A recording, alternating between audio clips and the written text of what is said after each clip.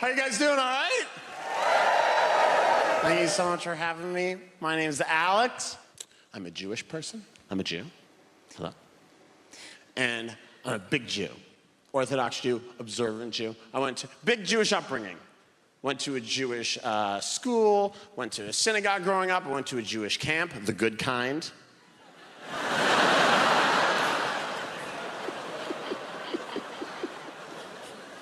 I remember the first time I was aware of being Jewish. I should have been aware like 8 days in, but you're not really around when they...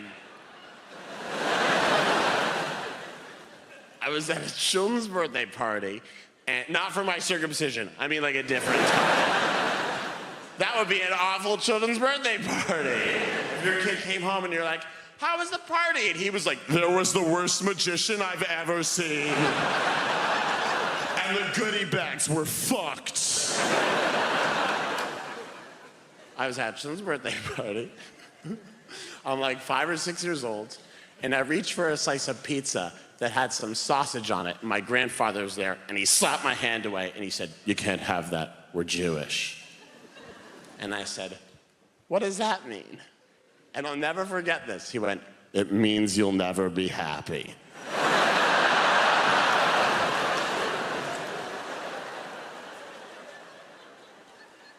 And I said, what? And he said, yeah.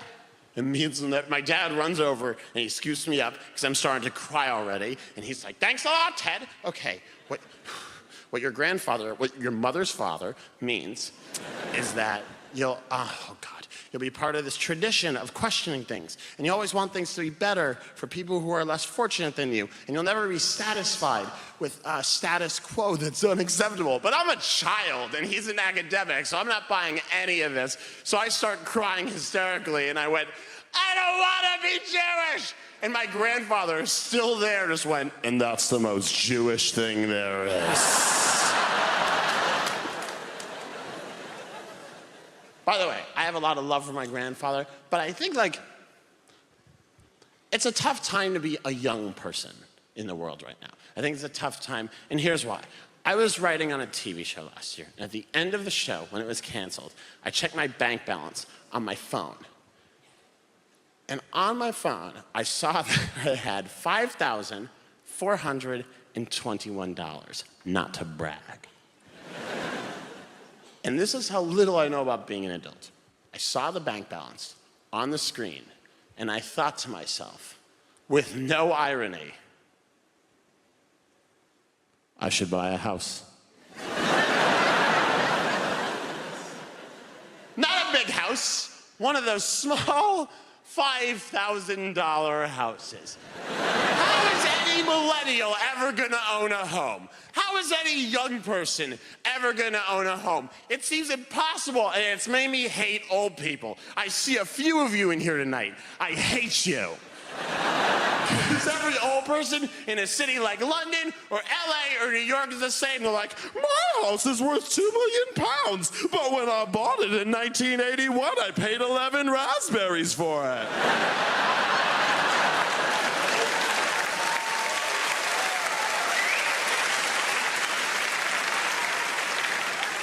And every young person's like, I have 9 roommates. One of those a dog with rabies. We'd love to get him out, but his name is on the lease. And every old person's like, I'm a librarian with a country home in the Cotswolds. Go fuck yourself. And then there's criticism of young people. Like, young people live on their phones. It's the only place we can afford to live.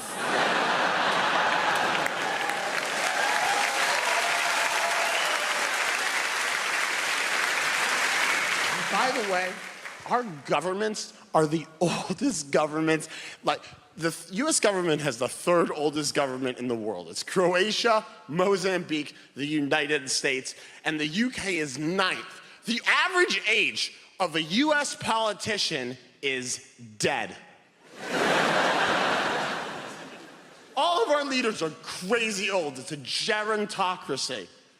John McCain died last year, the guy who ran for president against Obama the first time, and people were like, what a tragedy. What? We're like, what a tragedy. Gone too soon. No, he should have died 25 years ago. John McCain, when he ran for president, was the oldest man who ever lived. I'm not kidding, look it up. He's the oldest man who ever lived. Everyone he went to high school with was killed when the meteor hit.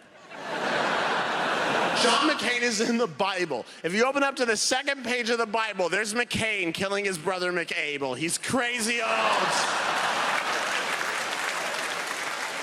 I can't enjoy certain television shows. Like, I was watching SpongeBob SquarePants with a younger cousin, 2 years younger. We love the classics. And I'm getting angrier and angrier because I'm watching SpongeBob and I'm thinking, this sponge owns his own pineapple? This sponge owns a 2-story pineapple?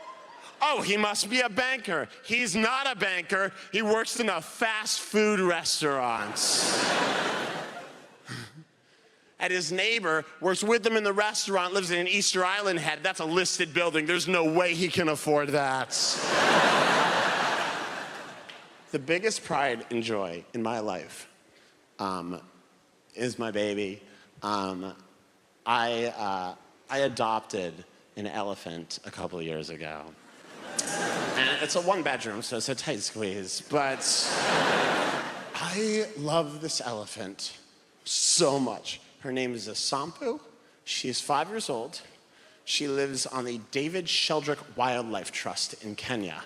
And I care about this elephant more than anything else in my life. I get weekly emails, and the email 2 weeks ago was that Asampu was being bullied. And I swear to God, I had the thought, am I gonna need to go down there? And my friends will show me photos of their kids and talk about their kids. And with no self-awareness, I will pull out photos of Asampu. My friend was like, look, this is Gabriel. Gabriel's just like, read a whole book on his own. And I was like, oh, this is Asampu. She can crush Gabriel's skull with a flick of her trunk. And a couple weeks ago, a friend was like, do you know, Edie just lost her first tooth? And I was like, oh, really? And she's like, yeah. Edie got $5 from the tooth fairy. And I was like, do you have any idea how much Asampu's teeth are worth? By the way, here's why I love the UK, and I've come here on and off for 5 years, and it's the place I started making a living as a comedian, and it's the place that I consider a second home. And I really love it here, and some really nice things have happened to me here. The best thing that ever happened to me in London is I bought a pair of shoes on Oxford Street. Here's why it was cool. So I have one foot that's a size 12, and I have one foot that's a size 10 and a half. And that is some distance. And I always have to buy size 12s, because you can't buy the size 10 and a halfs and pray. So I buy the size 12s, and one foot fits, and the other foot rattles around like a widow in a big house. And I walk into this store on Oxford Street. I need new shoes. And I explain the situation, and this guy behind the till just went, oh, that's okay. We'll sell you one shoe that's a size 12 and one shoe that's a size 10 and a half. And I started to cry in a men's shoe store. And you could see him, because he's British, so comfortable with emotion. He was like, oh, no, no, no, no. It's not that big a deal. And I'm like, it is a big deal. I've always felt different. So much. And he just goes, oh, it's fine, it's fine. And he's ringing me up. And I said, hey, out of curiosity, like, what are you gonna do with the orphan shoes? And he said, what? And I was like, what are you gonna do with, like, the leftover shoes? And he genuinely said, oh, we'll hold on to them, just in case someone with the exact opposite situation comes into the shoe store. And I was like, if that happens, you give that guy my number. Because we are buying shoes together for the rest of our lives.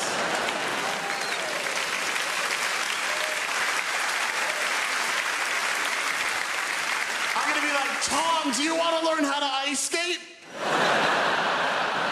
Because this only works if you're all in, baby. My favorite thing about the UK, my absolute favorite thing about the UK is Greggs. That is my favorite thing that you guys have going for your... Greggs the baker. It is so good. Yes! Here's why. Greggs doesn't pretend to be anything else. It knows what it is. You walk in, they're like, hi! Welcome to Greggs. What food would you like to eat? And you're gross, because you're in a Greggs. So you're like, can I have 12 donuts for a pound, please? You're like, yeah, do you want a Diet Coke with that? It is breakfast. Here's how Greggs got started. Someone kicked in the door to a board meeting and was like, hey, everybody. Hey, idiots.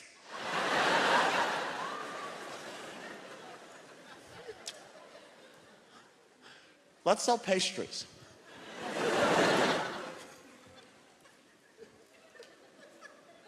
But not good pastries.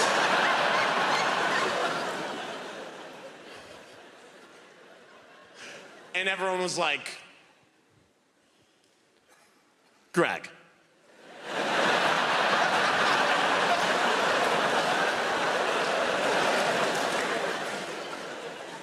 No one's gonna buy crap pastry. We'll see about that. I'll build an empire! And he did, and it's a masterpiece. And you're the same as the people who work there. You're unhappy, they're unhappy. You're gross, they're gross. You're not wearing gloves, they're not wearing gloves. You guys have been so great. I'm Alex Edelman. Enjoy your evening. Goodbye.